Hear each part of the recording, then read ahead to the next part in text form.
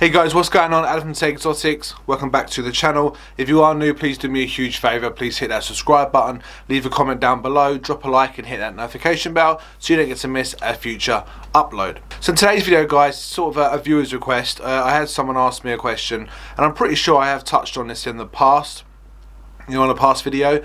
But he asked me, how do you price snakes? In general and more in depth, how do I price snakes?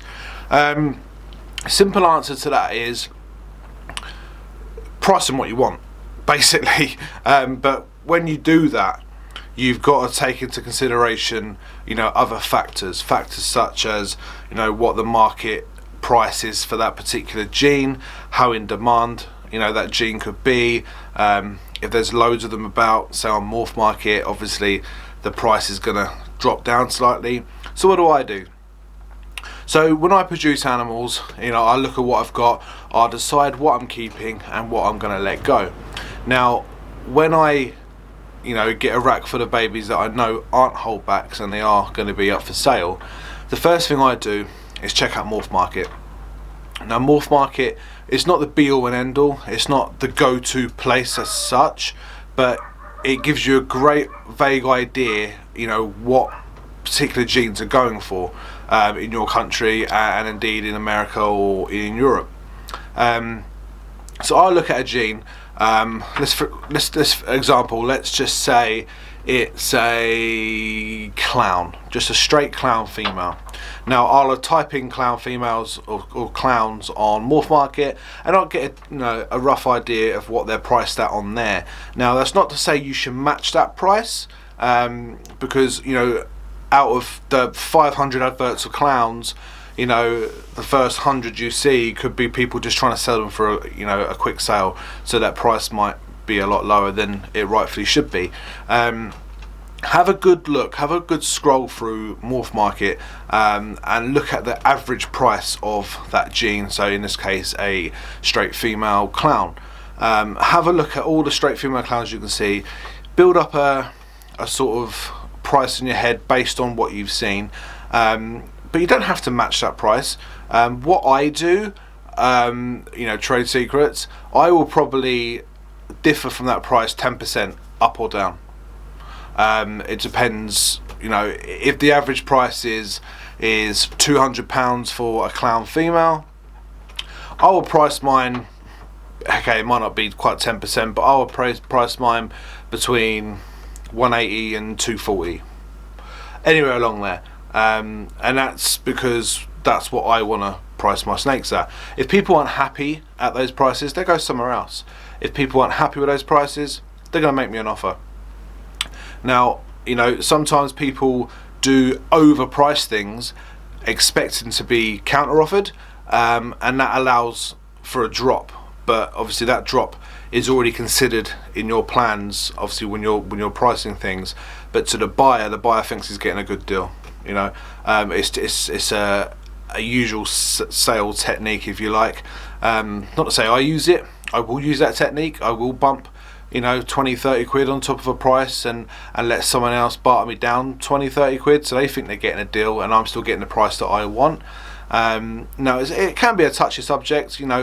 This, as we all know, majority of people in this hobby aren't in this hobby to make money, but obviously we want to make as much money as we can, let's be honest, to put back into the hobby, to pay for itself, to pay the electricity bill, the food bill, to reinvest into the actual animals, the enclosures, building incubators, egg boxes, egg crates, easy hatch trays, substrates.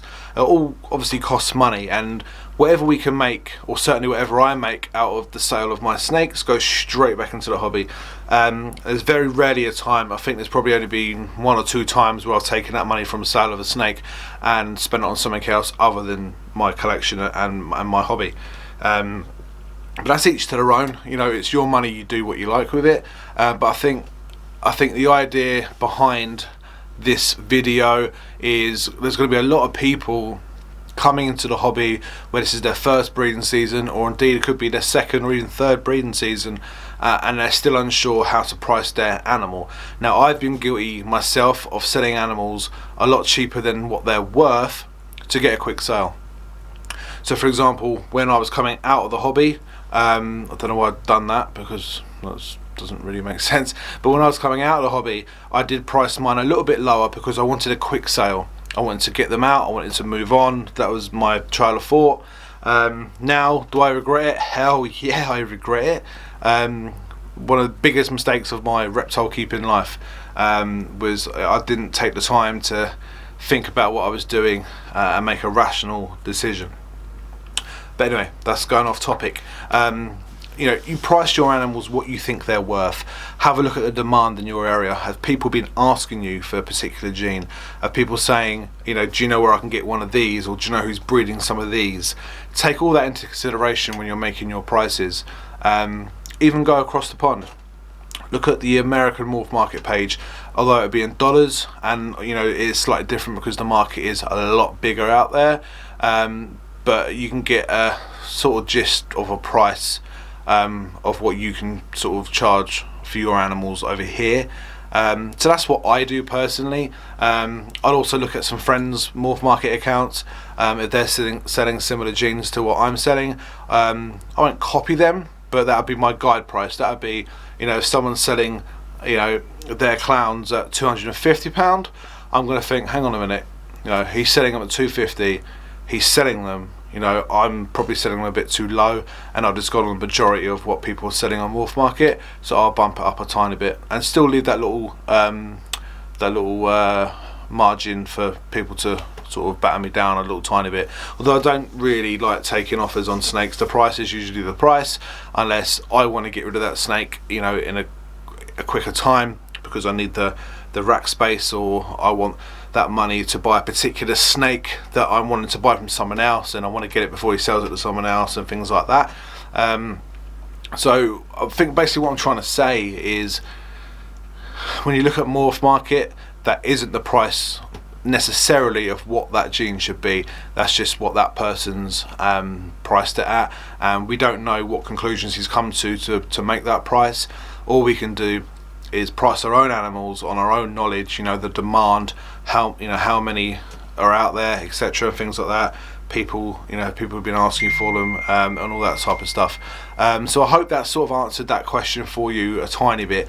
You know who you are. I'm not sure if you want to be named, but if you know who you are, comment down below, and I'll go into more detail with you.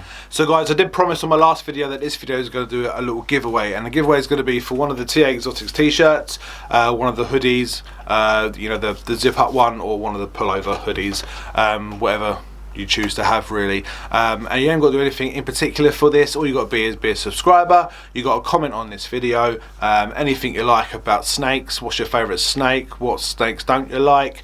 If it's venomous snakes, if it's pythons, if it's whatever, just comment down below your favorite snake, and I will pick a winner on the next video to win one of these cool t-shirts. So guys, I just want to thank you all again for all the wonderful and incredible support you've been giving me, especially since I announced I was coming back to the hobby after briefly leaving for a couple of weeks. So that's all it turned out to be. You guys are absolutely amazing. I don't think you quite realise is when you send, you know, a nice comment to someone, that goes, for me anyway, that goes such a long way, and I do take things to heart, and I do really appreciate all the kind words, even the negative ones. Some of you guys have been complete arseholes, if I'm honest, but do you know what, it's all taken on the chin. I take it with a pinch of salt. I love constructive criticism. As long as it's constructive, I don't mind it. So for the 1 or 2 people that keeps disliking the videos, crack on, you know. Thanks for the view and all that lot. If you got something to say about my videos, come and tell me, come and challenge me, tell me what you don't like about it, and I'll try and make it better. But if not, yourself. But guys, that's going to be it for today's video. It's nice, short.